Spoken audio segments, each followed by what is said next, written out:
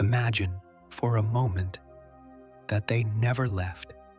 Imagine waking tomorrow to a world where the great carnivores of the deep past never vanished, where the footsteps that shook the Cretaceous never fell silent, but simply kept walking, generation after generation, all the way into tonight.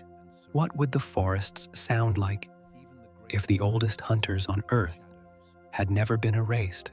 What would rise at the edge of your town, beyond the last streetlight, if 66 million years of teeth and feathers had gone on uninterrupted? Would there still be room for us at all? Or would the small, warm, clever creatures we came from have stayed hidden forever in the dark, beneath the roots? Picture a skyline with no cities. Picture a dawn with no engines. Picture a shape the size of a house, moving slowly through the mist, unbothered, unhurried, as if it owned every year that ever passed. Somewhere in that thought, there's a strange kind of calm, a world that kept its ancient shape and forgot to make room for the noise we know. Tonight, we are going to walk into that world quietly and stay a while. But before we begin, before we step across that line and into the long green quiet, I would like to know where you are joining me from tonight. Tell me the time on your clock and the name of the place that holds you. A city, a small town, a quiet room far from anywhere. Let me know in the comments so I can imagine you there, resting as we travel together through a world that never was. And now, let us begin. It comes down to a single night. One night, 66 million years ago. Near the end of what we would one day call the Cretaceous, the air is warm and thick, heavy with the breath of ferns and the slow decay of fallen wood. The world is green in a way our world has forgotten how to be. Green from the coastlines to the high inland plains. Green beneath skies that have never known a factory or a wire. And moving through that green, unchallenged, are the animals that have ruled the land for well over 100 million years. The great meat eaters, the tyrant lizards and their smaller, sharper cousins, the patient pack hunters with their quick eyes and their soft, feathered coats. On this particular night, high above them all, something is falling toward the earth. In the history we remember, it strikes. It arrives at exactly the wrong moment, into exactly the wrong place, and in a single afternoon, it closes the book on the age of the dinosaurs. The dust climbs into the sky and stays there. The sun dims for years.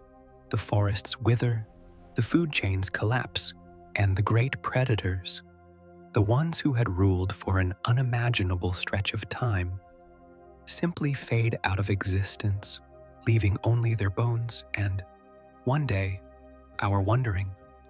But not tonight, not in the world we have come to visit. Here, the timing is off by the smallest of margins. A few minutes, a slight difference in the turning of the planet, a fractional wobble in a path that has crossed the emptiness of space for millions of years. And because of that small, quiet difference, the thing in the sky does not strike the shallow sea it was meant to strike. It passes, it skims the upper air, a streak of light across the Cretaceous dark, bright enough to throw shadows from the treetops for the length of a single breath. And then it is gone, out into the black, carrying its catastrophe away with it into a future that will never happen. The animals below do not look up. A few of the night hunters pause, their eyes catching the sudden brightness, their heads tilting in the old, patient way. But there is nothing to understand and nothing to fear. The light fades, the warm dark returns, and the world, the whole ancient, breathing green world, simply goes on. That is the entire difference. That is the hinge on which this story turns. Not a war, not a struggle, not some grand act of survival, only a near miss in the dark, and a planet that never noticed how close it came to losing everything. I want you to sit with how quiet that moment is. In our history, this is the loudest instant the Earth has ever known. The single event that ended one age and began the slow rise of another, the age that would eventually, after tens of millions of years, produce the small warm creatures that would produce us. But here there is no roar. There is only a passing light, and the ordinary sounds of a Cretaceous night resuming, the low call of something large settling into the ferns, the tick and rustle of insects, the distant water moving over stone, the most important thing that never happened, happening as gently as a cloud crossing the moon. And so the great predators keep their world. The dawn that follows is like any other. The sun rises through a haze of morning mist, warming the broad backs of animals that have no idea they were ever meant to disappear.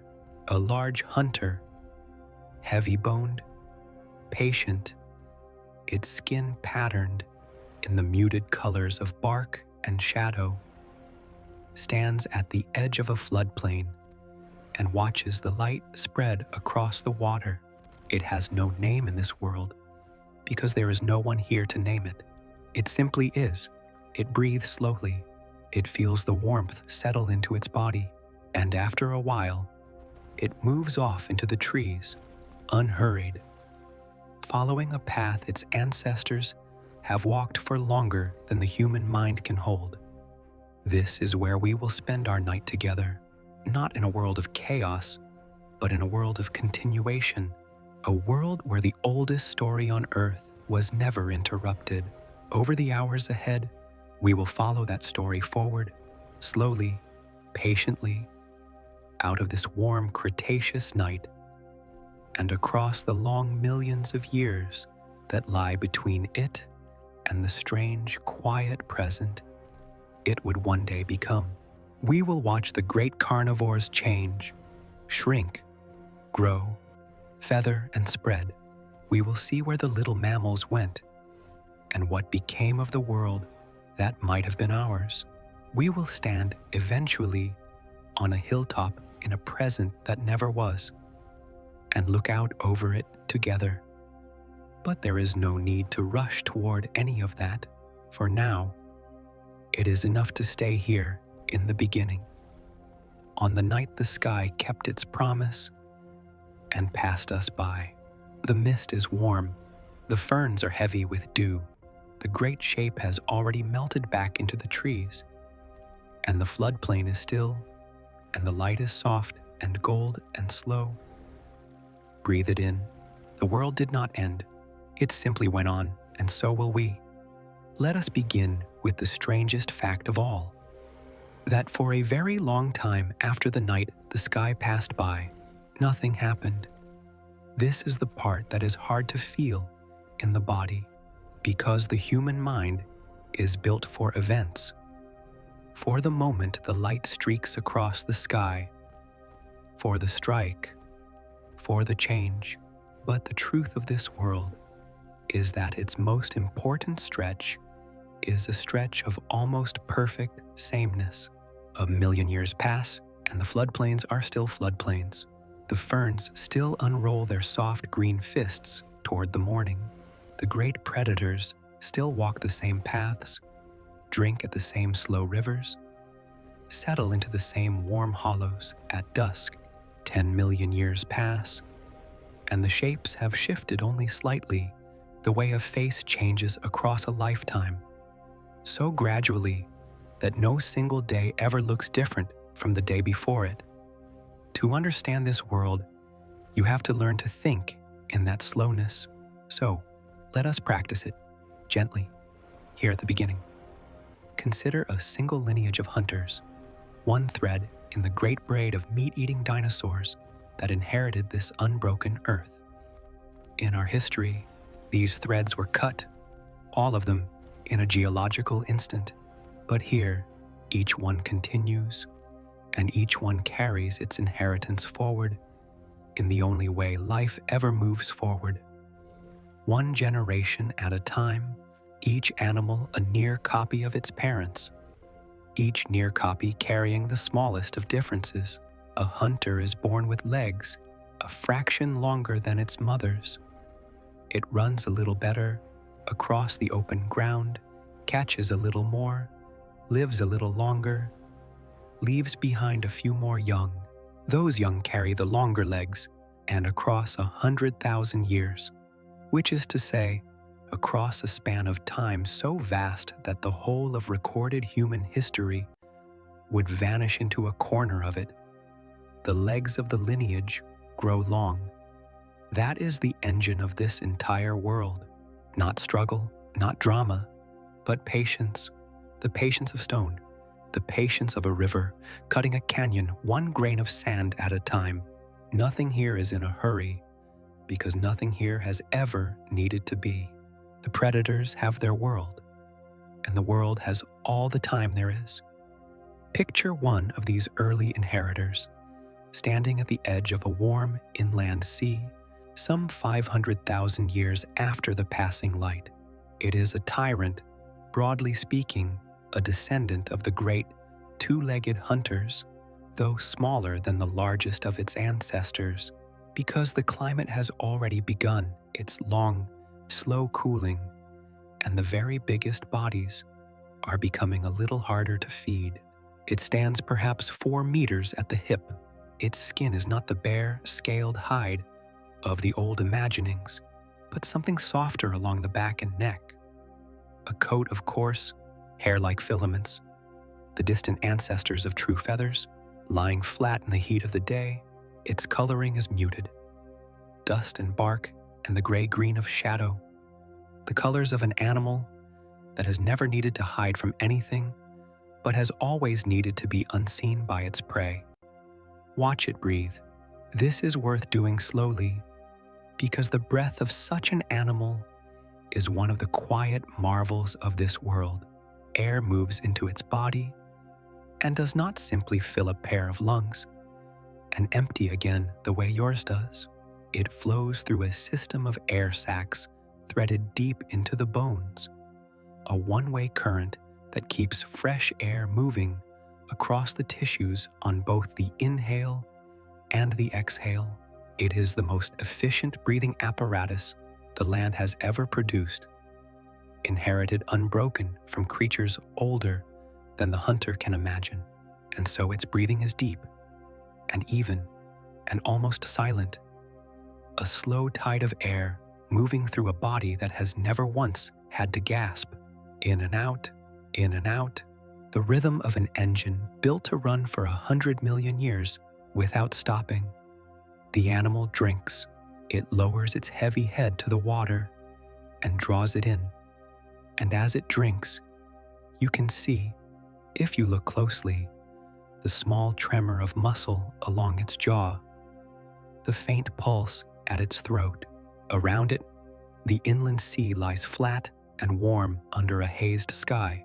There are things moving in the shallows, long-necked shapes, slow and enormous, cropping the water plants along the margins. There are smaller hunters, quick and feathered, threading through the reeds at the water's edge. None of them concern the great one at the water. It has eaten. It is not hungry. And in this world, an animal that is not hungry is, for a while, simply at peace. Now let the years run forward and watch what the slowness does. The climate cools, degree by patient degree, across the millions of years. Not sharply. There is no cliff here, no sudden winter. The average temperature of the world drops by a fraction of a degree across spans of time longer than the whole existence of our own species. And the forests answer in kind. The broad, soft tropical growth of the deep Cretaceous begins, ever so slowly, to give ground in the higher latitudes to tougher, cooler weather plants. New kinds of trees spread, the open spaces widen, and the hunters, following the food, and the cover, as they always have, bend themselves to the changing shape of the land without ever knowing they are doing it. Some lineages hold their ground and their size, staying in the warm belt around the middle of the world, where the old conditions linger longest. Others follow the cooler air toward the poles, and as they go, their bodies change to meet it. Their filament coats grow denser, their proportions shift toward the compact, heat-conserving shapes that cold weather always favors, shorter in the extremities, deeper in the chest, a little rounder in the trunk. You would not notice the change from one generation to the next. You would not notice it from 1,000 generations to the next, but lay the animal of the warm, deep past beside its descendant of 10 million years later in the cool woodlands of the higher latitudes, and you would see two different creatures, the same thread, drawn out and re-dyed by the slow hands of time. This is the long inheritance, not a treasure handed down whole, but a shape passed forward and quietly reworked over and over by the patient pressure of a changing world. And here's the thing I would like you to hold on to as we sit together in this early stretch of the story. In our history, all of this was denied. The threads were cut before they could be drawn out. We inherited a world of bones and empty niches, a world that had to start over almost from the beginning, and we have spent our brief moment on it, wondering what the great hunters might have become if only they had been given more time. This world is the answer to that wondering. Here they were given the time, all of it, not a second age after a great dying, but a single unbroken age, running on and on, with no gap and no reset and no silence. Consider what that means for the land itself. In our world, the death of the great predators emptied the top of every food chain, and the survivors, the small warm mammals, the birds that had come through the fire, rose to fill the space over tens of millions of years. But in this world, the space was never emptied. The top of every food chain stayed occupied without interruption by the animals that had held it since before there were flowers. And so, there was never any opening for the small warm creatures to climb into. The order of the world was fixed, not by conquest, but by simple continuity. The hunters kept their thrones because they never left them. Let us return one more time to the water's edge and to a descendant of that first great inheritor, now many millions of years further along in a cooler and quieter version of the same floodplain. The trees are different. The air has an edge to it that the older world never knew, a faint crispness that comes and goes with the seasons. And the animal itself is different too, a little smaller, more thickly coated, its filaments now genuine feathers, layered and soft, ruffling faintly in the moving air. It stands where its ancestors stood, at the margin of a slow river, and it lowers its head to drink. The breath moves through it, deep and even, the same one-way tide that has flowed through this lineage since before the passing light. The water is cold this morning. There is mist on the surface of the river, and it curls around the animal's feet and drifts away downstream. Somewhere behind it, in the trees, smaller hunters are moving. You can hear them only as the softest disturbance of leaves, a whisper of feathered bodies through cool undergrowth. Overhead, the sky is pale and high and empty of everything we would put in it. No wires, no contrails, no sound but the water and the wind and the slow breathing of an old lineage at the start of an ordinary day.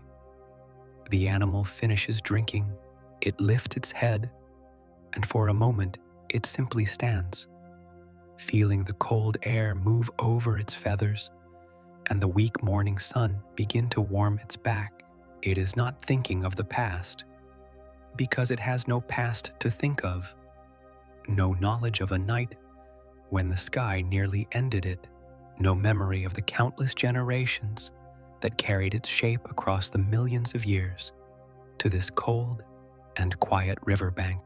It knows only the water and the mist and the warmth beginning to gather, and then, in its own time, it turns and moves off into the trees, following a path worn smooth by 100,000 years of feet, and the mist closes softly behind it. This is the inheritance, running forward, a shape carried gently through deep time, changing so slowly that no single morning ever feels like change at all. And we have only just begun to follow it. Ahead of us lie the cooler ages and the colder ones, the shrinking of some lineages and the strange endurance of others, the slow blossoming of feathers into 1,000 quiet forms. But there is no need to reach for any of that yet. For now, it is enough to stand at the cold river in the early light and to feel, in the slow, even breathing of an ancient animal, the sound of a world that never stopped. The mist drifts, the water moves, the lineage walks on. There is a question that sits quietly beneath everything in this world, and it is worth asking slowly, because the answer shapes every animal we will meet from here forward. The question is this: how big should a hunter be? It sounds simple. It is not. Size, in the long run of deep time, is never a decision an animal makes. It is a balance the world strikes over and over across millions of years. A slow negotiation between the heat a body makes, the heat it loses, the food it can find, the cold it must endure, and the sheer physical cost of carrying a great deal of flesh through the world. And in this earth that never lost its hunters, that negotiation ran on without interruption, drawing some lineages smaller and sharper, while it held others at a size that would make you stop breathing to look at them. Let us begin with the physics of it, because the physics is the whole story, and there is a strange comfort in following it carefully. Every warm body is a fire. It burns its food to make heat, and it holds that heat against the coldness of the world around it. The trouble is geometry. When an animal grows larger, its volume, the amount of warm flesh inside it, the size of the fire, increases much faster than its surface area. The skin through which heat escapes, double the size of an animal in every direction, and its volume grows 8-fold, while its surface grows only 4-fold. This means that a large animal has a great deal of fire and relatively little skin to lose it through, and so it holds its warmth easily, almost effortlessly. The way a great stone holds the heat of the day long into the night, a small animal is the opposite. All surface and little volume, a tiny fire in a thin shell, forever leaking its warmth into the air, and forever having to eat to make more. Hold that in your mind, because it governs everything. In the warm belt of this world, near the middle of the planet, where the air stays soft and even, size is cheap. A large body loses little and gains much, and so the giants persist there, the great tyrant lineages holding their enormous frames across the millions of years, because in the warmth there is no penalty for being enormous, but carry that same lineage toward the cooler latitudes, into the woodlands where the air has learned to bite and the balance begins to shift. Now the cost of a great body is the cost of feeding a great fire through long cold seasons, and the world begins patiently to test whether a smaller shape might do better. And so, Across the cooling ages, the hunters split into two long answers to the same question. The first answer is to stay large and meet the cold with insulation. Watch this happen across the millions of years. In the higher latitudes, among the big-bodied lineages that never gave up their size, their feathers thicken. What began far back as a thin coat of coarse filaments becomes, over unimaginable stretches of time, a deep and layered pelage. An outer coat of long, coarse feathers shedding wind and water, and beneath it a dense underlayer of fine, soft down that traps a still cushion of warm air against the skin. This is the same principle that makes a heavy blanket warm. Not the material itself, but the motionless air held within it. A large hunter of the cold woodlands, wrapped in such a coat, becomes a walking hearth. A great warm fire in a deep insulating shell, able to stand in falling snow, with the heat barely leaking from it, its breath the only sign of the furnace within. The second answer is to grow smaller and quicker. This is the path of the pack hunting lineages, the descendants of the swift feathered raptors, and it is the one I would like to follow now because it leads us to one of the gentlest animals in this whole world. Come with me into a forest, some tens of millions of years along, in what would have been called, in our world, the Miocene. The great tyrants are elsewhere, in the warm belt, or holding the open ground of the cooler plains. Here, beneath a high canopy of cool weather trees, the light comes down in soft, gray-green columns, and the air is still and damp and smells of moss and wet bark and the slow richness of leaf mold. The ground is soft underfoot, ferns grow in the hollows, and moving through this quiet, patient world is a hunter grown small and clever for exactly this place. It stands about knee-high to you, a little larger than a fox, a little smaller than a wolf, though it looks like neither. It walks on two long legs, lightly, its weight carried forward and balanced by a long feathered tail that drifts behind it like a slow banner. Its body is covered entirely in feathers, not for flight, for it will never fly, but for warmth and for stillness. The feathers of its back and flanks are the muted brown and gray of the forest floor, barred faintly, so that when it stands motionless in the dappled light, it becomes almost nothing at all, a shape you would walk past without seeing. Its head is narrow and alert, its eyes large and dark and forward-facing, built for judging distance in the low light beneath the trees. Watch it in the cold morning, because the cold is where its whole design shows itself. The night has been near freezing, and there is frost on the ferns, a fine white lace along every edge. The little hunter has spent the dark hours curled tightly against the base of a tree, its head tucked back along its body, its feathered tail wrapped around itself like a scarf, reducing its surface, folding away every part that leaks heat, becoming as round and as closed as it can. In this posture, its little fire barely flickered through the night, and now, in the first gray light, it stirs. It uncurls slowly, it stands, and it shakes itself, and every feather on its body lifts and fluffs and then settles. A single shudder that fills the coat with air and traps a fresh cushion of warmth against the skin. You can see its breath. It comes in small, even clouds, deep and unhurried, drawn through that same ancient one-way system of air that flows through every dinosaur in this world. And around its face, where the feathers are shortest, the warm air of each breath meets the cold of the frost and turns to the faintest mist, curling up past its dark eyes and gone. Now feel the balance it must strike every hour of every cold day. It is small, and so its fire is small, and so it is always, quietly, losing heat to the world. To stay warm, it must eat.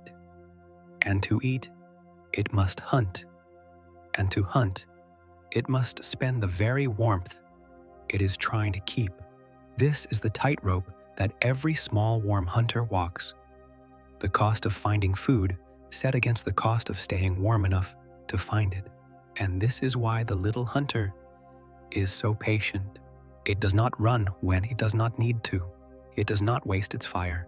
It moves through the forest in slow, deliberate steps, pausing often, standing motionless for long stretches with its head cocked, listening to the small movements beneath the leaf mold, the tick and rustle of the little creatures on which it feeds. When it strikes once, fast and sure, and then it is still again, banking its warmth, waiting. There is something deeply calming in watching an animal so perfectly matched to its own economy of heat. Nothing about it is wasted, nothing is hurried. It is a creature of long stillness and brief motion, moving through a silent forest that has never heard a human sound, spending its small fire as carefully as a traveler spends the last of the daylight. And in the warm belt, at the very same moment in the long history of this world, its distant cousins do the opposite with the same inheritance. There, where heat is cheap, the great tyrant lineages hold their enormous frames, and the same feathers that keep the little forest hunter alive against the frost serve the giants only as thin coats for display and shade. Long, coarse plumes along the spine and the arms, colored in some lineages, in patterns we can only guess at, raised and lowered in the slow rituals of animals too large to ever be cold. The same feather, the same ancient thread, drawn one way into a fox-sized creature curled against a frozen tree, and another way into a giant standing warm and idle in the tropical shade. That is the whole of it. One question: how big should a hunter be? Answered 1,000 different ways by 1,000 different corners of a patient world. Let us stay, though, with the small one here in the cold forest, because its morning is not finished. The sun has climbed a little now, and the gray light is warming toward gold. The frost on the ferns has begun to loosen and drip, each drop falling with a soft, distinct sound into the moss below. The little hunter has moved to the edge of a clearing where the early light falls unbroken, and there it stops and turns its flank to the sun and simply stands. Its feathers lift again, but this time to let the warmth in, spreading, opening, offering as much surface as it can to the thin gold light. You can almost see the heat soaking into it, the tension of the cold night easing out of its small body. Its eyes half close, its breathing slows and deepens. For this one stretch of the morning, it's not hunting, not hiding, not spending its fire against the cold. It is only warm and still and unbothered, standing at the edge of a silent clearing in a forest that belongs entirely to the animals that were never meant to be there. The drops fall from the ferns. The light grows. Somewhere in the canopy, unseen, another feathered thing shifts its weight and settles, and the small hunter stands in the sun, in the middle of the long negotiation between fire and cold that made it, holding still at the one warm point of balance. For as long as the morning will allow, we will leave it there, in the gold light, at rest. The forest breathes, the frost melts, drop by drop. The small warm fire holds. If you could stand at a single high vantage in this world and let the millions of years run past you like weather, one thing above all others would catch your eye. Not the size of the hunters, not their teeth, not their slow migrations across the changing land. It would be the feathers, because in this earth that never lost its dinosaurs, the feather becomes the quiet protagonist of the whole story. The single invention carried up out of the deep past that the great continuity turns over and over in its patient hands until it has made almost everything from it. We should spend a while with the feather. Then, because it is easy to say the word and never really see the thing, take one in your mind from the flank of a mid-sized hunter and turn it slowly in the light. It is not a simple structure. Down the center runs a slender shaft, stiff at the base, where it anchors into the skin, tapering to a soft flexibility at the tip. Branching off the shaft, in two neat rows, are the barbs, hundreds of them, fine as thread, and branching off each barb, finer still, are the barbules, and on the barbules, in the flight feathers of the things that fly, are tiny hooks that catch their neighbors and zip the whole surface into a single smooth, unbroken vein. It is one of the most intricate objects the living world has ever produced, and it began, far back before the passing light, as nothing more than a coarse, hollow filament, a whisker of insulation on the skin of a small, warm hunter shivering through a cold night. From that whisker, given all the time there was, the world made three great things. It made warmth, it made display, and it made disappearance. Let us take them one at a time, slowly, because each one shapes a different corner of this earth. Warmth we have already begun to feel in the little forest hunter curled against its frozen tree. But understand how completely the feather solves the problem of the cold, because this is the reason the hunters were able to follow the cooling world all the way to its edges. A coat of layered feathers is not one thing but a system, a coarse outer shell that turns wind and sheds water, and beneath it a deep, still layer of down that holds a cushion of motionless, warm air against the skin. And the animal can adjust it. It can raise the whole coat to thicken the trapped air and hold more heat, or flatten it against the body to let the warmth bleed away in the heat of the day. No scaled animal ever had such a thing. A scaled animal must move to warm itself, must find the sun or the shade, and surrender to the temperature of the world around it. But a feathered hunter carries its own weather with it, a portable climate, adjusted feather by feather, hour by hour. It is this, more than teeth or size or speed, that let the lineages spread from the warm belt to the frozen margins and hold every latitude in between. Now, the second thing the world made from the feather, display. And here the story turns from survival to something stranger and gentler, the long, slow business of being seen. In the warm belt, where the cold is no threat and the coat need not be thick, the feather is freed to become almost pure signal. Across the millions of years, in lineage after lineage, it lengthens and brightens and arranges itself into structures whose only purpose is to be looked at. A crest of long plumes rises along the crown of a great tyrant, colored. We can only guess how, but let us guess boldly, in deep russets and smoky blacks, raised in the slow rituals by which such animals judge one another. Fans of banded feathers spread from the forearms of the smaller hunters, opened and closed in the dim light of the forest floor, in displays older than any dance we know.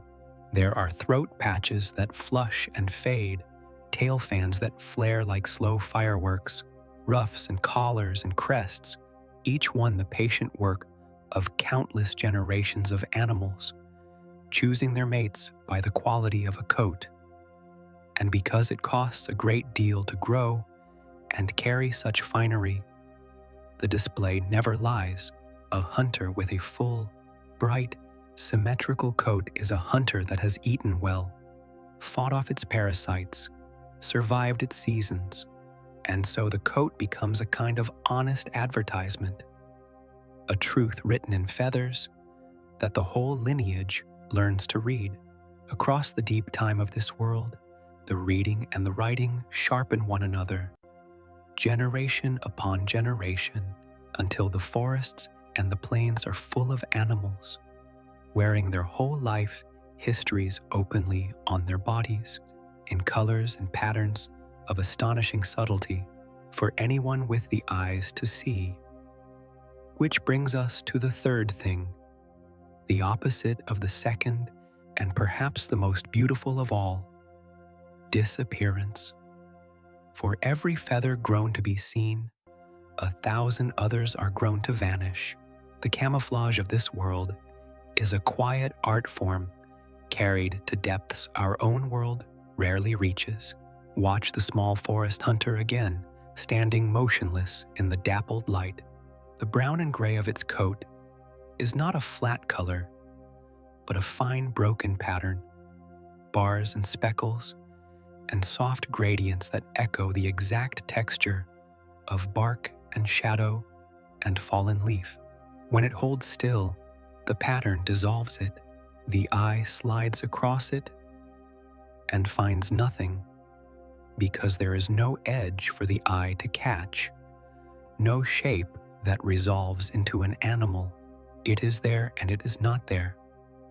A hunter made of the same light and shadow as the forest that holds it, and the camouflage is matched to the place on the open cool weather plains.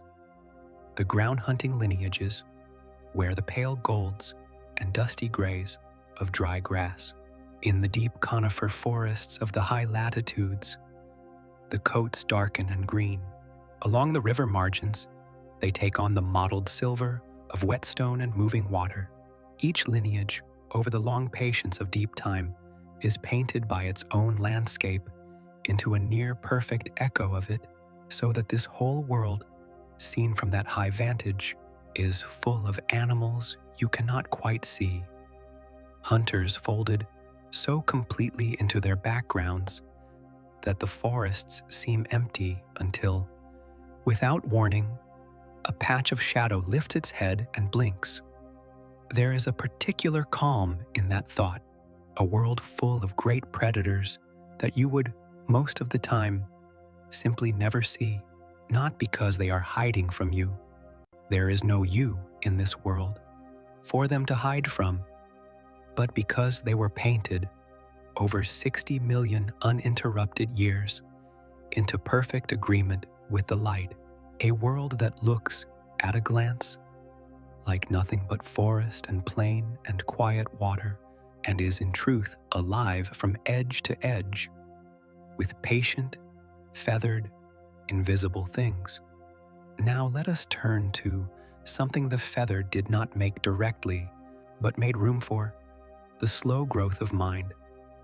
Among the small pack hunting lineages, the swift, warm, social descendants of the raptors, something has been deepening across the millions of years, as quietly as everything else in this world.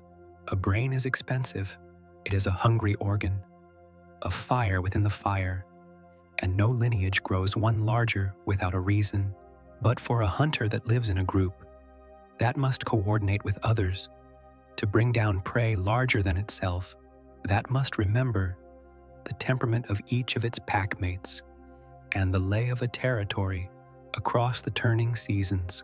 A little more mind pays for itself, generation upon generation, and so, without any drama, without any grand leap, the pack hunters grow slowly cleverer across the deep time of this world. We must be careful here and stay honest to the slowness. This is not the birth of anything like our own restless intelligence. It is something quieter and, in its way, more graceful. It is the intelligence of an animal that knows its forest completely, that carries in its head a living map of every trail and water source and safe hollow, that reads the mood of its companions in the set of a crest or the tone of a low call, that remembers where the prey moves in each season and waits for it there. It is a mind built not to change the world, but to fit inside it perfectly. And there is a kind of peace in that we have half forgotten. Listen to how such minds speak to one another at the close of the day. The sun is going down over a cool forest, and the light beneath the canopy is thickening from gold to gray to blue. A pack of the small hunters is gathering, drifting in from their scattered daytime ranges toward the hollow where they will spend the night together. And as they gather, they call, not the shrieks and roars our imaginations put into the mouths of such creatures, but low, soft, carrying sounds deep in the chest, almost below the threshold of hearing. A single note from one animal answered a moment later from somewhere in the dimming trees, another from further off, a slow, spread-out conversation of quiet voices threading through the blue dusk, each one saying, in the wordless way of such things, only here I am, I am coming in. You can feel in that sound the whole texture of this world. There is no other noise to compete with it, no engines, no voices, no distant hum of anything built, only the low calls moving through the cooling air, and beneath them the ordinary evening sounds of a forest settling. The last drip of the day's damp from the leaves, the tick of insects starting up in the undergrowth, the soft collapse of a settling body into the leaf mold. The pack comes together in its hollow as the dark closes in, a loose, warm heap of feathered bodies, and the low calls slow and space out and finally fall quiet, and the forest holds them in its blue silence. This is the feathered world, then, a world where the oldest invention of the warm hunters was turned across an unbroken eternity of time into warmth and into beauty and into invisibility and, at last, into the first soft glimmerings of a mind, and never once into noise, a world painted feather by feather into perfect agreement with its own light, full of great animals you would never see, speaking to one another in voices too low and too calm to disturb the enormous quiet. The dusk deepens, the low calls fade, the forest, feathered from edge to edge, breathes its blue evening breath and goes still, and we will let it. There is one thread we have not yet followed, and it is the one that matters most to us, because it is our own. Somewhere in this world, hidden in the margins we have not yet looked into, are the mammals. They are here. They did not vanish in this earth, as in ours. The small warm creatures with fur and milk and quick hearts were already present on the night the sky passed by, scurrying through the undergrowth beneath the feet of the great hunters. But here their story runs the other way. Here they never rise, and to understand where they went, we have to go down out of the canopy and the open plains, down past the level where the feathered hunters walk, into the low, dark, close world beneath the roots. Come down there now, gently, and let your eyes adjust. It is a world of small spaces, burrows threaded through the soil, tunnels beneath fallen logs, hollows under stones, the dense low tangle of the undergrowth where nothing large can follow. The light here is always dim, filtered down through layers of leaf and root until it is little more than a green suggestion. The air is close and earthy and still, and living in these small spaces, in enormous numbers and astonishing variety, are the mammals of this world. None of them Not a single one larger than a badger, and most of them far smaller. Watch one. It is a little creature, no bigger than your two hands cupped together, covered in soft, dense fur, the color of dark soil. It has a pointed, whiskered face and small, bright eyes built for the dark, and it moves through the undergrowth in quick, low darts, pausing between each to hold utterly still, its whiskers trembling, its small sides going fast with its rapid, warm breathing. Everything about it is tuned to a single purpose: to move through the low, dark world without ever being seen from above. It feeds at night, in the safest hours. It sleeps by day, curled deep in a burrow with its nose tucked under its tail. Its whole life is lived in the thin band of space and time that the great hunters do not use. The low places, the dark hours, the margins of the margins. This is where the mammals went, not away, not down into extinction, but sideways into smallness. And they stayed there. And the reason they stayed is worth sitting with, because it is the quiet hinge on which our entire absence turns. In our own world, the great predators were swept away, and the top of every food chain fell empty, and into that emptiness the mammals climbed, freed from the ceiling that had held them small for 100 million years. They grew into grazers and browsers and hunters, into giants, into swimmers and flyers, and at last, along one strange branch, into a clever upright ape that would learn to build and burn and name the world. But all of that rising needed the emptiness first. It needed the great hunters to be gone. It needed the reset. Here, there was no reset. The ceiling never lifted. The top of the world stayed occupied, without interruption, by the feathered hunters who had held it since before there were flowers. And so the mammals were never given the opening to climb every time, across the millions of years, that some mammal lineage began to grow a little larger, to venture a little further into the daylight, to reach a little higher toward the empty space that was never empty. It met the hunters, and the hunters, small and quick and clever, were exquisitely good at finding warm things that moved, and so the reaching was pruned back, gently and endlessly, generation after generation, until the mammals learned the one lesson this world had to teach them: stay small, stay low, stay in the dark, and live. And they did live. That is the thing to hold on to, and it is not a sad thing. The mammals of this world are not a defeated remnant. They are a triumphant success in a shape we simply did not expect.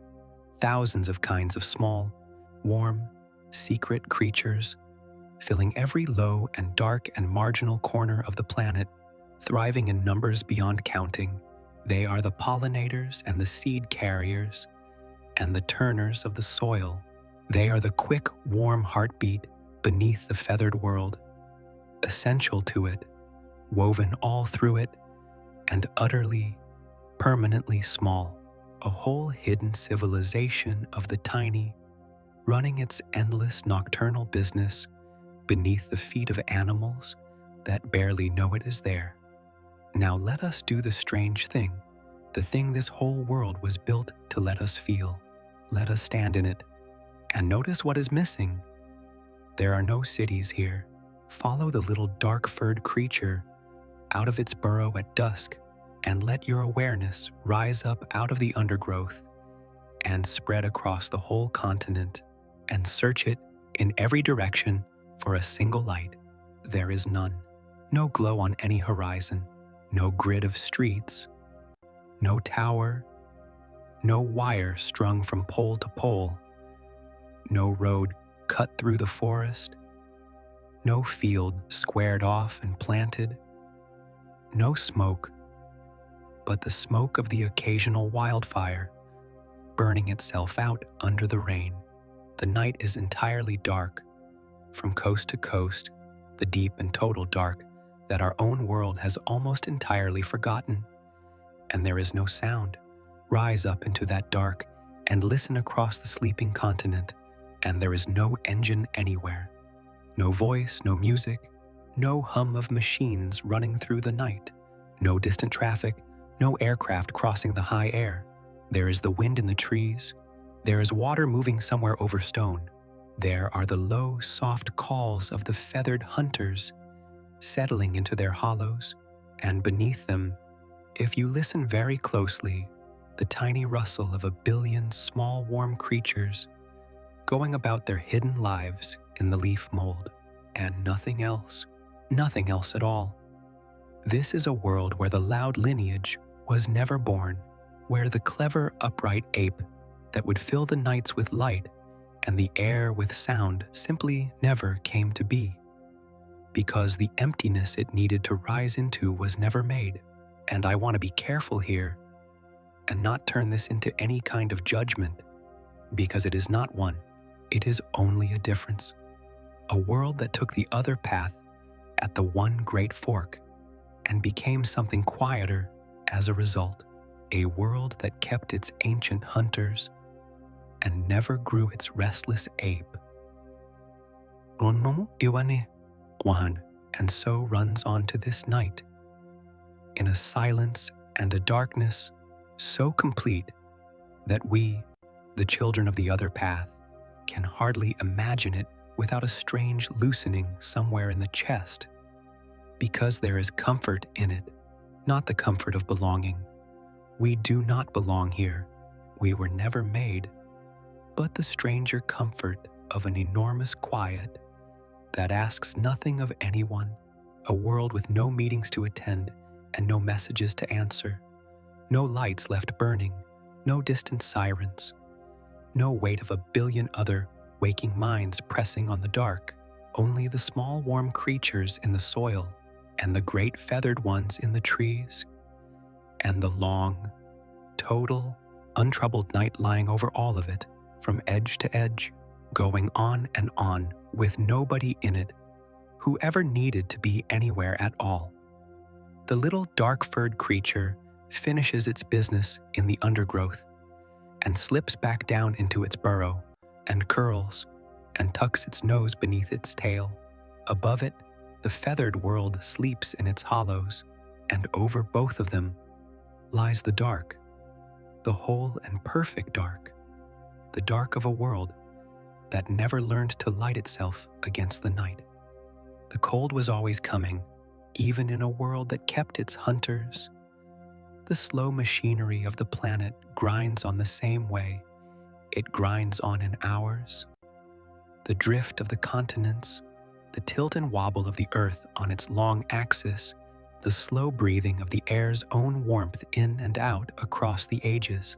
And so, deep into the history of this world, the cold times arrive, the ice ages, the long winters of the planet itself. They do not arrive suddenly. Nothing here does. Across hundreds of thousands of years, the world cools by degrees. The ice creeps down from the poles a little further each cold cycle, and withdraws a little less each warm one, and the great feathered lineages, who have been drifting toward the cold hardy shapes for tens of millions of years already, simply lean the rest of the way into it by the time the ice stands high over the northern lands. The hunters of those lands are ready for it. They were always going to be ready for it. They had all the time there was to prepare. Come north with me then, into the deep cold, and let us see what the great continuity made to live there. The land here is white and blue and still. A high plateau of old snow stretches to a flat horizon, and above it the sky is a pale, hard blue, and the sun sits low and gives light without warmth. The air is so cold that it feels clean, scoured, almost sharp to draw in, the kind of cold that settles the whole world into perfect silence, because the sound itself seems to freeze and fall. Nothing moves but a thin drift of snow crystals skating across the crust in the wind. And out of that emptiness, unhurried, comes a giant. It is a tyrant of the cold lands, one of the great big-bodied hunters that answered the cooling world by staying enormous and wrapping itself in warmth. It stands taller than a house at the shoulder, and every inch of it is feathered, not the sleek coat of the forest hunters, but a deep, shaggy, layered pelage, a coarse outer shell of long feathers hanging almost to the ground, and, beneath it, a dense pale down that holds the animal's furnace heat against the killing cold. Frost rimes the outer feathers, silver on the tips, but the skin beneath stays warm. It moves across the snow slowly, its great feet spreading wide on the crust to keep from breaking through, its breath rolling out ahead of it in vast slow clouds that hang in the still air and drift away. Feel the physics of it, because in this cold, the physics is a matter of life. The giant is a fire, and the cold is forever trying to pull that fire out into the white air. But the giant is enormous, and so its fire is enormous, and its skin, relatively, is small. All that warm volume, so little surface to lose it through, and wrapped over that small surface is the deep, still blanket of down, and so the heat barely escapes. The animal walks through a cold that would kill you in an hour, and it is comfortable. It is warm. Its great slow breaths are the only place the warmth gets out, rolling from its nostrils in clouds, and even those it draws slow and deep to hold the heat as long as it can. It is a walking hearth in a frozen world, carrying its own summer inside its ribs, and it does not stay. The cold lands cannot feed a giant through the whole of a deep winter, and so the great hunters of the north, our travelers, watch them move across the seasons in long, slow migrations that follow the retreat and return of the living world. Down out of the high cold as the dark season closes in, following the herds of great feathered plant eaters that stream south ahead of the deepening ice and back up again in the pale returning light of the northern spring. These are journeys of hundreds of miles, walked at a slow, steady pace across frozen plains, generation after generation along the same ancient routes, the giants moving through the white silence in loose, scattered lines, their breath hanging behind them, their feet whispering on the snow. The smaller cold land hunters take a different path through the winter. They cannot travel so far, and their little fires are harder to keep. And so they do the other thing warm animals learned to do against the cold. They slow themselves down in the deepest, darkest weeks of the winter, when the cold is hardest and the food is thinnest. They retreat into sheltered dens, a hollow beneath a fallen tree, a burrow lined with feathers shed and gathered. And there they sink into a deep torpor, letting their inner fire bank down low, their breathing slowing to long-spaced sighs, their bodies cooling to just above the cold, spending as little as a living thing can spend and still remain alive. They wait out the worst of it that way, curled and still and barely burning, dreaming whatever such creatures dream, until the light returns and the world thaws enough to wake for. Now, let the day end over the frozen plateau, because the polar dusk is one of the quietest things this world has to offer.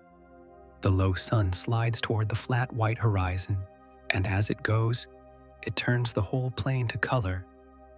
The snow blushing rose, and then a deep cold blue, the long shadows stretching out across the crust, the sky above fading from pale blue through violet toward the first hard stars. The wind drops, the thin drift of snow settles, and the great feathered giant, at the end of its slow day's travel, stops and folds itself down onto the snow, legs tucked beneath it, great head lowered and turned back along its flank. tail wrapped around, the whole enormous body closing into a single warm mound. It tucks its head into its feathers. Its breathing slows and deepens. The clouds of its breath come further and further apart, small and slow, drifting up into the freezing dark and gone. And then it is still, a great dark warm shape on the blue snow holding its fire through the long polar night, while the cold settles over everything and the stars come out hard and bright in the black, more stars than our own lit world will ever see, spilled thick across a sky with no glow anywhere beneath it to dim them. The giant sleeps in its own warmth. The small ones sleep banked low in their dens. The ice stands silent over the northern world, and the long winter holds them all, gently, in the deep and freezing quiet. We will go to the oceans and the skies next, where other lineages kept their own ancient shapes. But for now, only the blue snow and the slow breath rising and the hard bright stars and the great warm shape at rest in the cold. We have spent all our time so far on the land, among the walking hunters, and that is natural, because the land is where the great carnivores loom largest in our imagining. But the land is only one face of this world. The same night that spared the tyrants, and the raptors spared the others too. The hunters of the water, and the hunters of the air, the lineages that never touch the ground at all. And no picture of this earth is complete until we have gone out over the waves and up into the high wind to find them. So let us leave the forests and the frozen plains behind now and widen the world. Begin with the sea, because the sea is the older country and the one that changes least. Come down to a warm coast, far from any of the cold lands, where a shallow green sea runs out to a hazed horizon. The water is clear and slow, and the light comes down through it in long moving columns. And moving through those columns, unhurried, are the great marine hunters that this world never lost. They are not dinosaurs. They are a separate branch of the old reptile family, seagoing and enormous, that in our history vanished with all the rest on the night the sky struck. But here they persist, and they persist almost unchanged, because the deep sea is a slow and steady place that asks little of its animals across the ages. What worked 100 million years ago works still. Watch one rise from the deeper water into the sunlit shallows. It is long, longer than any land hunter, with a streamlined body and 4 broad flippers that it moves in a slow, rowing, almost flying motion through the water, so that it seems less to swim than to soar beneath the surface. Its skin is smooth and dark above and pale below, the old counter-shading of open water hunters, dark against the depths when seen from above, and pale against the bright surface when seen from below, dissolving it from every angle. It breathes air, and so it rises every so often to break the surface with the top of its head and draw a long, slow breath through nostrils set high on its skull. A soft exhalation, a rolling inhalation, and then the slow sink back down into the green. Follow it down and feel the sea change around you as it goes. Near the surface, the water is warm and bright and full of movement, but the hunter descends, and with every length it sinks, the light grows dimmer, and the water grows colder, and the pressure settles heavier and quieter all around, until the bright green above has faded to a deep, still blue, and then to a blue so dark it is nearly the memory of blue, and the surface is only a far pale shimmer high overhead. Down here the world is cold and slow and almost silent. The pressure presses close, and even from every side, a great calm weight. Sound carries strangely, far and muffled at once, and the hunter moves through it without effort. A dark shape in the dark water, its pale underside, the only thing that catches what little light is left, rowing slowly onward through the cold blue quiet on some errand of its own. There is a particular peace in the deep sea that nothing on land can match. It is the peace of a place where almost nothing changes, where the pressure and the cold and the dark hold everything in a slow, even stillness, where an animal glides for long minutes without a single sharp movement, where the whole restless business of the bright surface world feels impossibly far away and faintly unreal. The great hunter drifts through it, patient and unhurried, and the cold blue closes around it, and the far surface shimmers and is forgotten, and for a while there is nothing in the world but the slow rowing of the flippers, and the great calm weight of the water, and the deep, spreading, pressing quiet. Let the hunter go on into the dark, and let us rise now, up through the deepening blue, up into the warm green, up through the pale shimmer, and out into the light and the air, because above the sea, riding the same warm coast, is the third country of this world, the sky, and the great winged hunters that own it. They are pterosaurs, another branch of the old family, neither dinosaur nor bird, that in our world was swept away with everything else, and that here still rules the high air. And they are the strangest and, in their way, the most beautiful of all the hunters we have met. Watch one launch from a sea cliff into the wind. It is enormous, a creature whose wings, when spread, stretch wider than a small aircraft, and yet it weighs almost nothing. Its bones hollow and thin-walled, and threaded through with the same air sacs that lighten the dinosaurs. Its whole vast frame built to the single purpose of staying up. Its wings are not feathered, but membranous. Great sails of skin stretched from an impossibly long fourth finger down along the flank, and over its body runs a fine, soft coat of hair-like fibers that keep the warmth in at altitude. It walks to the edge of the cliff on folded wings, awkward and hunched, and then it opens itself into the wind, and everything changes, because in the air, it is not awkward at all. It is perfect. Watch it find a thermal, a rising column of warm air lifting off the sun-heated land, and lean into it and begin to circle, spiraling slowly upward without a single beat of those great wings, carried higher and higher on the invisible rising warmth. It does not flap. It does not labor. It simply holds its wings out and lets the air do the work, tilting a wingtip here, a fraction there, riding the thermal up through the bright air until the sea below is a sheet of hammered silver and the coast is a thin green line and the animal is a small dark cross turning slowly against the enormous blue. Ride with it, up there, and feel how quiet the high air is.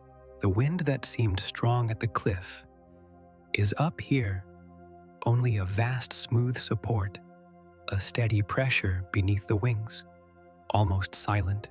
The sounds of the world have all fallen away.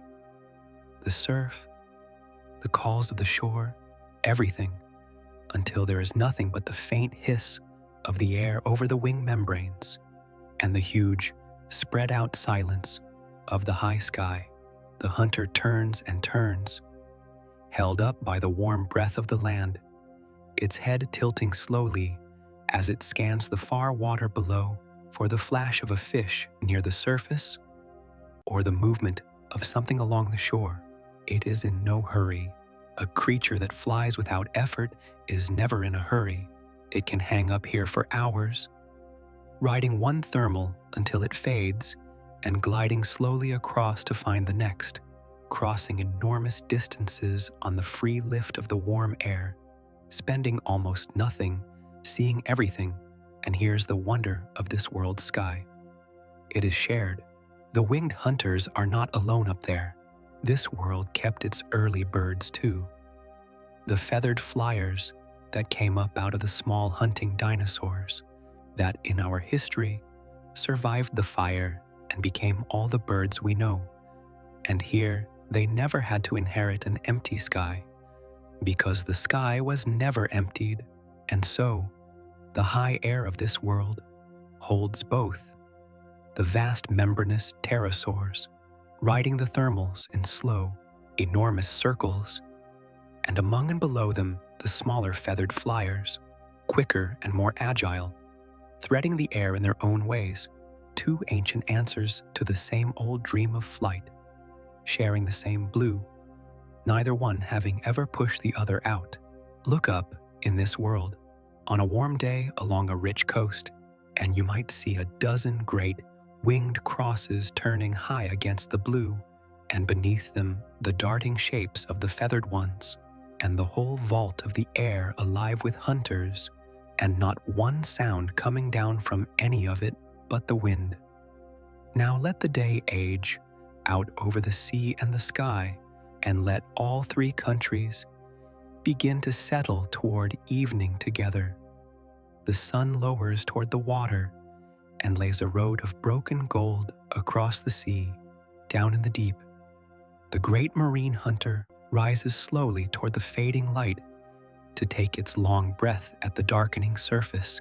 Up in the high air, the winged giant feels the thermals weaken as the land begins to cool, and it lets itself sink in long, slow glides toward its cliff, spiraling down out of the blue as gently as it climbed.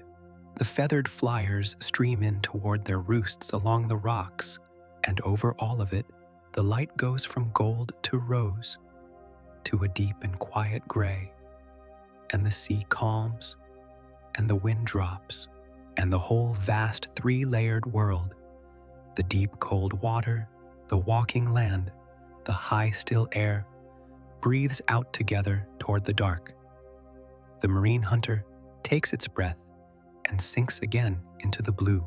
The winged giant folds itself onto its ledge and tucks its great head beneath a wing. The sea rolls slow and gray against the darkening shore. Three countries, one world, all of it ancient, all of it kept, all of it going quietly on beneath a sky with nothing in it but its own animals and its first few stars. We have seen the whole of it now, top to bottom. Next we will step, at last, into the alternate present and stand in it and look around. We have traveled a long way to reach this moment, out of the warm Cretaceous night, when the sky passed by, across the slow cooling of the world, through the shrinking and the growing of the hunters, through the feathered ages and the cold times, and the deep sea and the high air, all of it running forward, generation upon generation, without a single break. And now we arrive, at last, at the place all that time was carrying us toward. The present, not our present, the other one, the one that happened instead. So let us do the thing this whole night has been building toward. Let us stand in it. Imagine yourself then on a low hilltop in the alternate present, at the close of an ordinary day.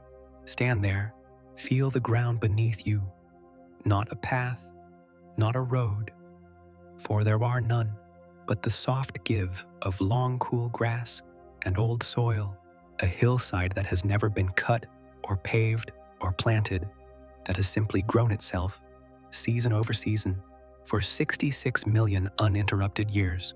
The grass comes up around your knees, silvered where the low sun catches it. There is a wind, gentle and steady, moving over the whole slope in long, slow waves, and it carries a smell you would not quite recognize. Green and cool and faintly resinous, the smell of cool weather forest and wet earth and something animal beneath it, warm and living, that has no name in any language. because no language was ever made here to name it. Look out from the hilltop.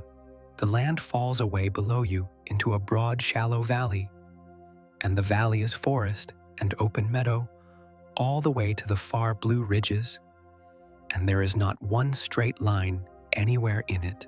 No field edges, no fences, no roofs, no towers, no roads threading through the trees, no wires strung against the sky, no smoke, but the last thin haze of the day's warmth rising off the meadows. Just the forest, dark green and endless, and the open grasslands running gold between the stands of trees and the slow silver curve of a river, working its way down the middle of it all toward a sea you cannot see, a whole living valley, and nothing in it that was ever built, and it is not empty. Watch, and you will begin to see them the way you learn to see the animals in this world, slowly, as the shapes resolve out of the light. Down along the river, in the last of the gold, great feathered plant eaters are moving in a loose herd to drink, their long necks dipping and rising, their bodies dark against the shining water. At the edge of the near meadow, half hidden in the tall grass, a shape you took for a shadow lifts its head and turns it slowly, and you realize you have been looking at a hunter this whole time, patient and still, watching the herd with the same calm attention you are giving it. High above, a single great winged cross turns in the last warm air, riding the day's final thermal in wide, unhurried circles. The whole valley is alive, from the river to the ridges to the high blue air, with animals that have owned it, without contest and without interruption, since before the first flower opened. If you have drifted this far into the night with me, all the way from that warm, Cretaceous dark to this hilltop at the end of the alternate world's day, then you already understand the kind of place this is and the kind of quiet it keeps. If you would like to keep traveling to places like this on other nights, you might consider subscribing and letting these journeys come to you as they are made. There is no hurry in it, and nothing is asked. Only, if it has been good to be here, you are welcome to come back, and we will go somewhere just as far and just as quiet together another evening soon. And now let us return to the hilltop, because the day is not finished, and the light is doing something worth watching. The sun has dropped to the ridgeline now, and the whole valley is turning through its evening colors. The gold on the meadows deepens toward amber, then toward a dusty rose, and the shadows of the far trees stretch long and blue across the open ground. The river below shifts from silver to copper to a deep, still gray, and as the light goes, the valley begins to change its voice. The daytime stillness loosens, and the evening sounds come up to fill it. Not loudly, never loudly, but everywhere at once. The low calls of the hunters, gathering, threading through the cooling air from the tree lines, the soft mass movement of the herd settling along the river, the first insects starting their thin, steady song in the grass around your feet, and beneath all of it, the wind, still moving over the hill in its long, slow waves, carrying every sound gently up the slope and past you and away. Feel the temperature drop as the sun goes. The warmth that soaked the hillside all afternoon begins to lift off it, and the cool comes up out of the ground and down out of the sky to meet in the failing light, and the air against your skin turns crisp and clean. The grass around you stirs and whispers. Somewhere below, one of the great feathered plant eaters lets out a long, low sound, deep and soft, an evening sound with no alarm in it, only the plain animal comfort of a body settling toward rest. And it is answered from somewhere further down the valley by another, and then the two of them fall quiet, and the valley holds their silence. Stand a while longer. There is nothing you need to do here. That is the strange gift of this hilltop, this valley, this whole world we have traveled so far to reach. There is nothing asked of you, nothing waiting, nothing to answer or attend to or hurry toward. The alternate present has no use for you at all. You were never made here, never needed, never expected, and so you can simply stand in it, unnecessary and unbothered, and watch a world that never learned to be loud put itself gently to bed. The last of the sun slips behind the ridge, the valley cools and darkens. The great herd is a dim mass along the pale river now, and the hunters have melted back into the tree lines, and the single-winged cross has spiraled down out of the sky toward some far cliff to fold its wings for the night. The first stars come out over the blue ridges, hard and clear, in a sky with no glow anywhere beneath them, and you stand on the hilltop in the cool and the dark, in the middle of a world that went the other way, and let the enormous quiet of it settle over you like something warm. We will follow a single day through this world next, from the inside, slowly, but for now, only the dark valley and the first stars and the long grass whispering in the cooling wind. There is one question we have circled all night without ever landing on it, and now, in the alternate present, standing among the animals this world made, we can finally ask it plainly in 66 million uninterrupted years. With all that time, all that continuity, all those generations of small, warm social hunters growing slowly cleverer beneath the canopy, did any of them ever begin to think? It is a delicate question, and we have to hold it gently because it is very easy to answer it badly.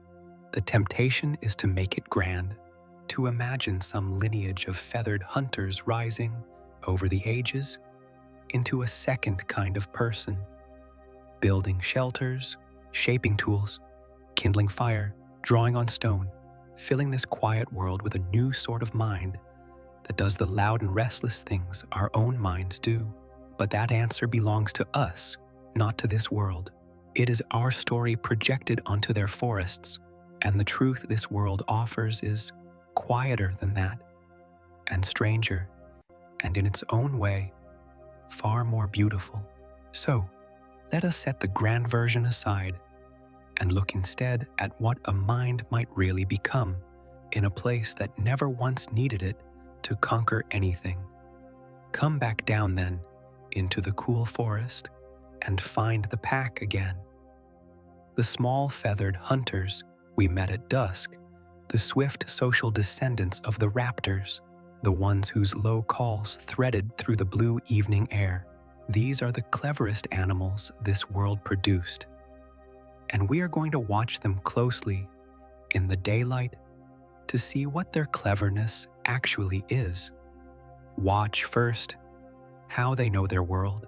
A single hunter moves through the forest along a trail, and it moves like something reading a page it has read 10,000 times. It knows this trail. It knows where it forks, where it crosses water, where the ground turns soft, where a fallen trunk makes a place to wait unseen. It carries in its head a living map of its whole territory. Every water source, every safe hollow, every place the prey tends to move in each season, and it updates that map constantly, effortlessly, with every step. This is not a small thing, to hold a landscape in the mind, to remember it across the turning of the seasons, to know not just where you are, but where everything is and where it will likely be. This is memory, doing real and patient work, and it is the foundation of everything else the pack can do. Watch next how they know each other. The pack is not a crowd. It is a set of individuals, and each one knows all the others, knows this one's boldness and that one's caution, knows which of them leads well at a hunt and which hangs back, knows the whole quiet web of temperaments and histories that binds the group together. When they move as a group, they read one another continuously in the set of a crest, the angle of a head, the tone of a low call, the smallest shift of weight. A hunter at the far side of a clearing knows without any sound at all that its companion across the way has seen something, simply from the way the other has gone still. This is a social intelligence, a mind built for other minds, and it is every bit as demanding as the map of the land. Perhaps more so, because the land holds still and the other minds do not. And watch, at last, how they hunt together, because this is where the memory of the land and the reading of each other come together into something that looks, if you did not know better, almost like a plan. The prey is a mid-sized plant-eater, larger than any single hunter could safely take. The pack does not rush it. They spread quietly through the cover, one drifting wide to the left, another to the right, two holding back in the trail. The prey is likely to bolt down, all of them moving into their places without a sound, each one seeming to know where the others are going and what part it is meant to play. They have hunted this ground before. They have taken prey along this very stretch, and something of that success is remembered and shaped how they arrange themselves now. When the moment comes, it comes fast and brief, a flushing rush from one side, the prey wheeling exactly as the waiting hunters knew it would. The whole thing over in a few heartbeats, and then they are still again, and quiet, and the forest closes over the moment as if it never happened. Was that a plan? We should be careful and honest. It need not be a plan in the way we make plans, with foresight held consciously in the mind and turned over in advance. It might be something simpler and deeper than that.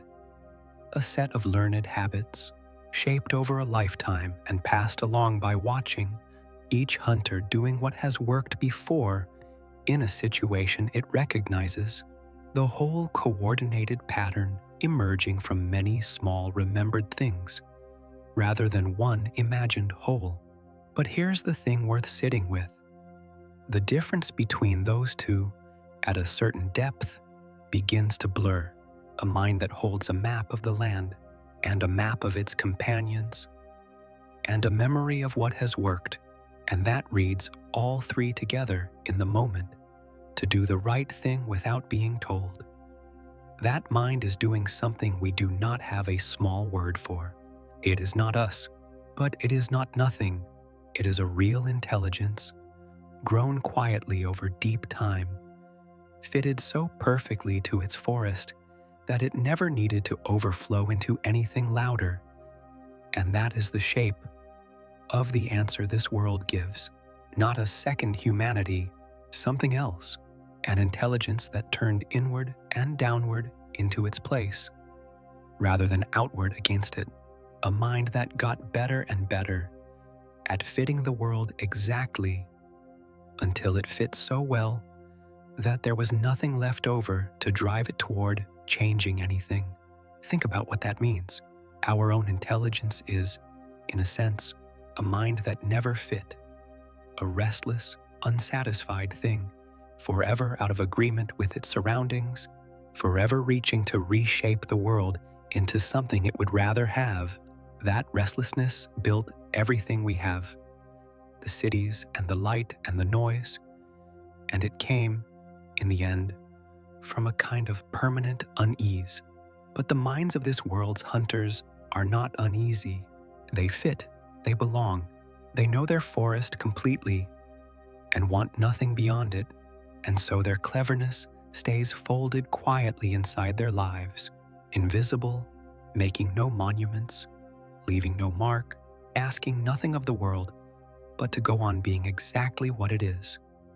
There may be tools, of a small and quiet kind, a hunter that has learned, over its life, that a certain kind of stone cracks open a certain kind of shelled prey, and that returns to that stone and uses it, and perhaps is watched by a younger one who learns the same, a hunter that shapes a twig, roughly, to work at something out of reach.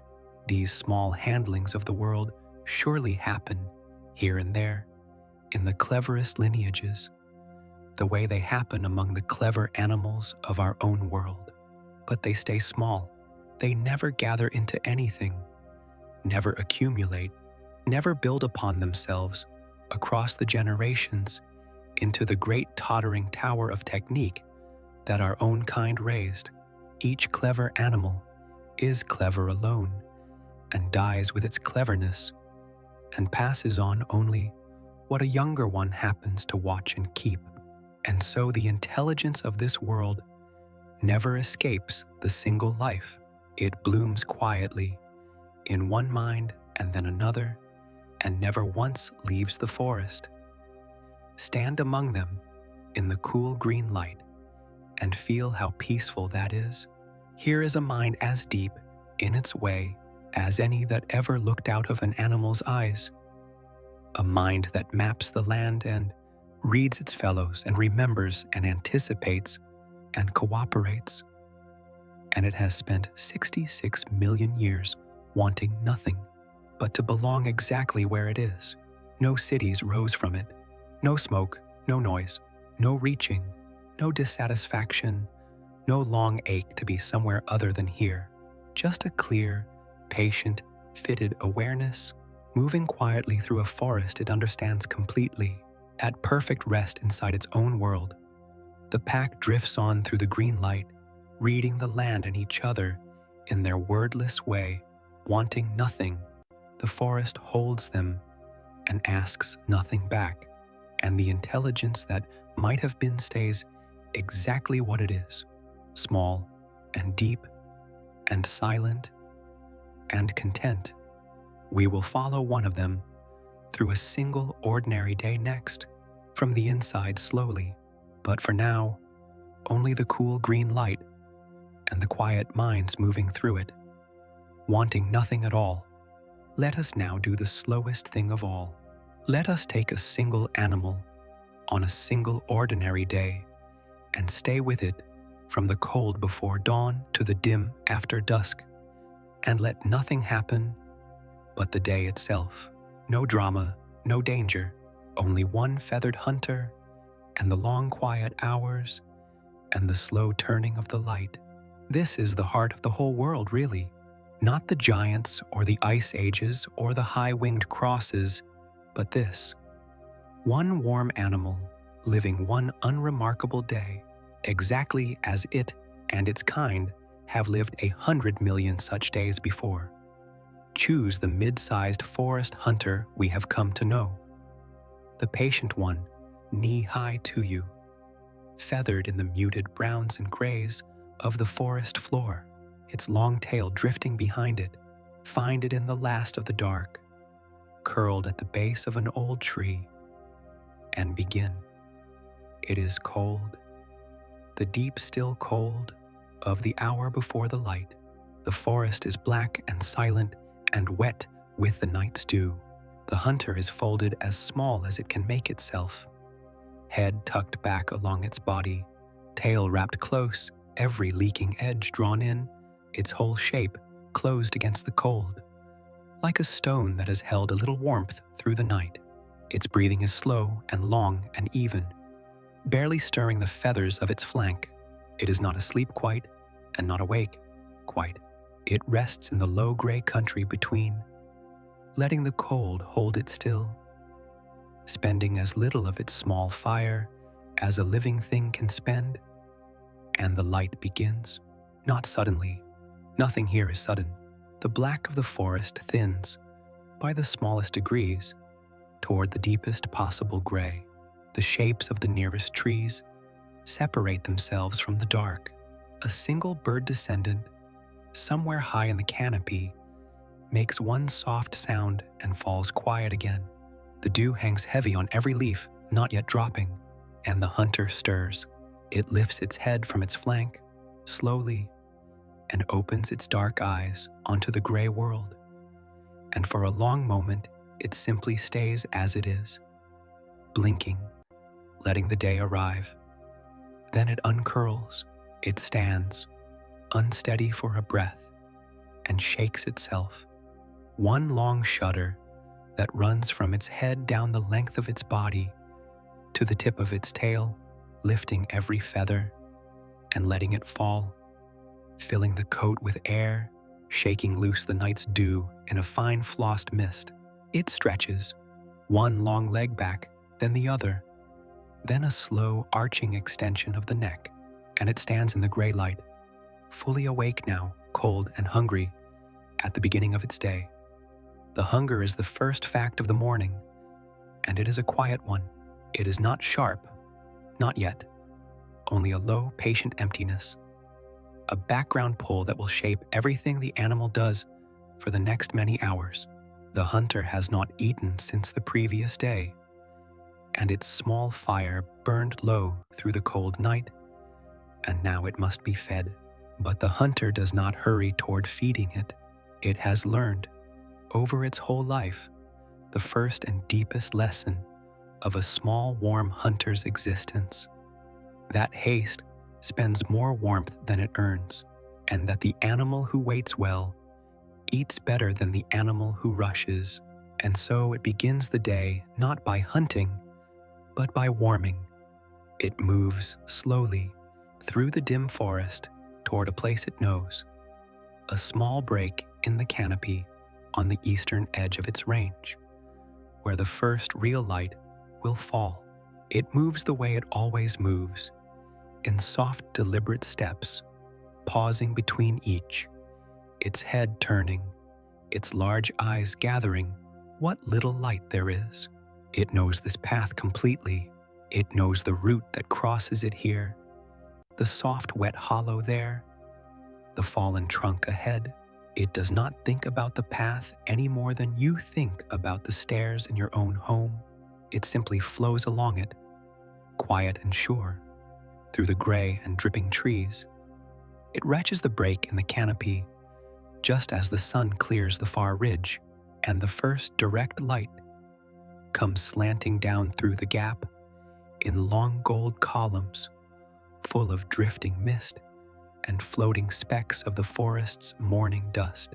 And the hunter steps into that light and stops and turns its flank to the sun and begins the slow business of getting warm. Watch this, because there is nothing in the whole day quieter or more complete than an animal warming itself in the first sun. The hunter fluffs its feathers, lifting the whole coat away from its body, opening its dark plumage to the light so that the warmth can reach as deep as it can go. It spreads itself, turning its broadest surface to the sun, half closing its eyes, and you can almost feel, watching it, the warmth beginning to soak in, the stiffness of the cold night easing out of the small body, the fire within banking slowly back up, the whole animal loosening degree by degree in the growing gold. Its breathing slows and deepens. Its head lowers a little. It stands in the column of light, warming, doing nothing else at all, for a long and unhurried time, while the mist burns off around it and the forest brightens toward morning. And when it is warm, only when it is warm, it begins to hunt. But even the hunting, for this animal, is mostly waiting. It moves off the sunny edge and back into the trees to a place near a run of soft ground where the small warm creatures of the leaf mold are most likely to move. And there it settles into stillness. This is its craft, and it is a craft of patience almost beyond our understanding. The hunter stands, or crouches low, utterly motionless, its feathers settled, its head slightly cocked, and it listens. It listens to the whole quiet forest floor, the tick and rustle of tiny movements beneath the leaves, the small dry sounds of the little creatures it feeds on going about their hidden business. And it waits, not for seconds, for long, long minutes, without a single movement, without a shift of weight or a turn of the head, a shape so still it has stopped being an animal and become part of the forest, the brown and gray of its coat dissolving it into the brown and gray of the ground.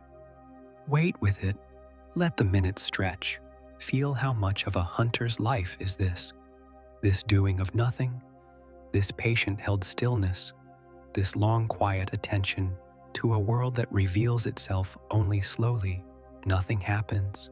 A leaf detaches, high up, and falls, turning and settles. The light shifts a degree as the sun climbs. Somewhere far off, one of the low pack calls sounds and fades, and still the hunter waits, motionless, its dark eye fixed on the soft ground. Its hunger, a low, steady pull. Its patience, a thing so deep, it seems less like waiting than like a kind of rest.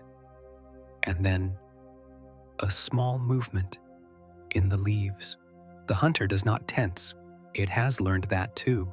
It only fixes on the movement and holds and waits for the right instant, and when the instant comes, it strikes. One fast, sure, economical motion over almost before it began. And then it is still again, and the hunt is done, and the small hunger is, for now, a little eased. It feeds quickly and quietly, and then it stands and shakes itself once more, and the morning's first business is finished, and the long middle of the day lies open before it. The middle of the day is the warm, slow, empty heart of it. The sun climbs to its height, and the forest fills with a soft green gold light, and the air warms, and the last of the morning's cold is gone entirely. The hunter, fed and warm, does almost nothing now. It drifts slowly through its range. It pauses often. In the warmest part of the afternoon, it finds a sheltered spot, a patch of dappled sun on soft ground, and it settles there and half sleeps through the heat, its eyes closing and opening, its head sinking and lifting, its whole body at ease in the warmth. There is no urgency anywhere in it. The day is long, and the forest is quiet, and the fire within is fed. And so the animal simply exists, warm and unbothered, letting the slow gold hours pass over it. And in the late afternoon, it goes to drink. It knows the way, down a long soft slope, through a stand of older trees, to a place where a cold stream runs over stone at the bottom of the valley. Follow it down. The light here is greener and cooler, filtered through heavier growth, and the sound of the water rises to meet you as you descend. A soft, steady, endless run of cold water over rounded stone, the most peaceful sound in the whole forest. The hunter comes down to the stream's edge, onto the wet gravel, and stands a moment, alert, checking the quiet, and then it lowers its narrow head to the water and drinks. Watch it drink, slowly. At the end of its day, the cold, clear water runs over the pale stones. The hunter draws it in and lifts its head to let it run down and lowers it again. Its reflection wavers on the moving surface. Around its feet, the stream slides past, cold and clear and unhurried, carrying the day's last light downstream in broken pieces of gold. There is mist beginning to gather over the water as the air cools. The trees lean close and dark, and the animal drinks its fill in the green quiet, at the cold stream, at the close of an ordinary day, exactly as its kind have done here, for longer than the mind can hold. And then the light begins to go, and the day folds toward its end, the same slow way it began. The gold thickens toward amber, and the amber toward gray. The forest cools. The hunter turns from the stream and begins the long, slow climb back up the slope toward the high ground where it will spend the night, moving through the dimming trees in its soft, deliberate steps. The low pack calls begin somewhere in the dusk, and it answers once, a single low note deep in the chest, and hears an answer come back through the blue air, and knows the others are near and moving in. It reaches its tree in the last of the light. The forest is going dark and quiet and cool around it, and the hunter folds itself down at the base of the old trunk, exactly as it was in the beginning. Legs tucked, tail wrapped close, head turning back along its flank, every leaking edge drawn in. Its breathing slows, its eyes half close on the darkening world. The day is over, nothing happened, and everything did. A whole life lived, one more time, in one more ordinary turning of the light, and the dark comes down over the forest, and the cold comes up out of the ground, and the small warm hunter rests at the foot of its tree, fed and watered and quiet, at the end of its unremarkable, perfect day. We have been very close for a long while now, close to the feathers, close to the breath, close to a single small hunter curling down at the foot of its tree. Let us pull back now, all the way back, and feel, before the night ends, the sheer size of the thing we have been walking through, because everything we have seen tonight, every animal and every ordinary day, has been floating on top of an ocean of time so deep that the mind cannot really hold it, and it is worth trying, gently, to feel that depth just once. Start with the number and then let it dissolve, because the number alone means nothing. 66 million years. That is how long this world ran on, unbroken, from the night the sky passed by to the hilltop where we stood in the alternate present. 66 million years. You cannot feel that as a number. No one can. So do not try to feel it as a number.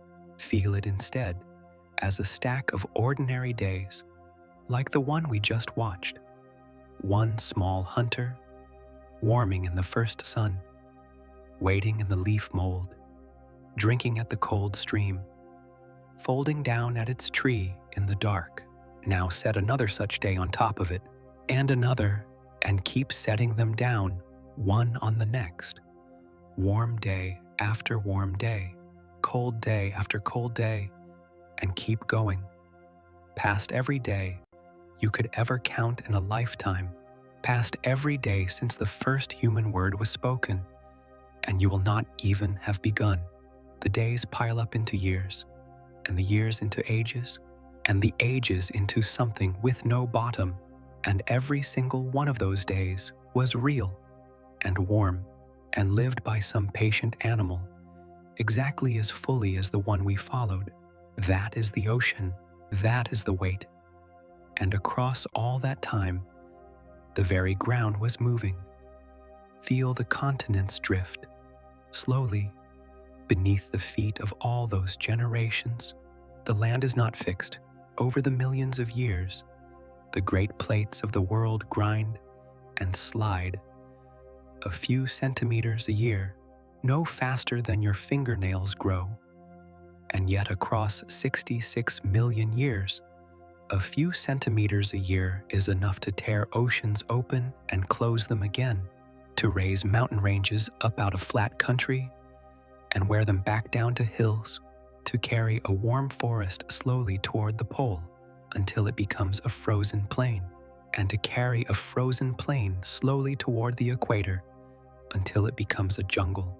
The hilltop where we stood was, in the deep past, the floor of a shallow sea. The cold plateau, where the great feathered giant slept, was, further back still, a warm coast. Nothing held still. The whole face of the world slid and buckled and reshaped itself endlessly beneath the animals that walked it and the animals simply followed, generation by generation, bending to each slow change as it came, never knowing the ground itself was moving. And the climate breathed. Feel that too. The long, slow breathing of the world's own warmth, in and out across the ages, warm ages, when the ice melted from the poles and the forests spread green to the ends of the earth, and cold ages when the ice came down and the great hunters grew their deep coats and followed the herds south through the snow, and warm again and cold again, over and over, a rhythm so slow that no single animal ever lived long enough to feel it turn. The world inhaled its warmth over hundreds of thousands of years and exhaled its cold over hundreds of thousands more, breathing so slowly that a whole lineage of hunters could rise and change and spread within a single one of its breaths. Now hold your one small animal against all of that, the hunter at the foot of its tree, breathing slowly in the dark at the end of its ordinary day. Set that single life, a handful of years, a few thousand warm and cold days, one small warm fire flickering in one patch of forest, against the drifting continents and the breathing climate and the bottomless stack of ages. It is nothing. It is less than nothing. It is a single breath in a sleep 66 million years long. That one animal will live its brief life completely and warm itself in the sun and wait in the leaf mold and drink at the cold stream and fold down in the dark, and then it will be gone, and the forest will not mark its passing, and the continents will keep drifting, and the climate will keep breathing, and the ages will keep piling up exactly as before, as though it had never been. And here is the strange thing. That thought, which ought to be bleak, is not.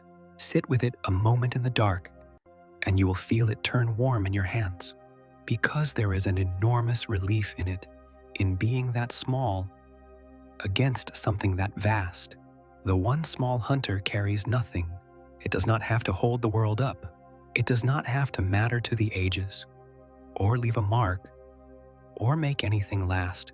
It only has to live its one brief, warm life as fully as it can in its one patch of forest for its handful of days, and then set that life gently down and let the great slow world go on without it. The weight of deep time is not a weight the animal has to carry. It is a weight that carries the animal, that holds it and every one of its numberless kin in a vastness so large and so slow and so indifferent that nothing any single creature does can trouble it, and nothing any single creature suffers can last. Feel how gentle that indifference is. The world does not care about the one small hunter, and so the world will never disappoint it, never abandon it, never ask more of it than a life.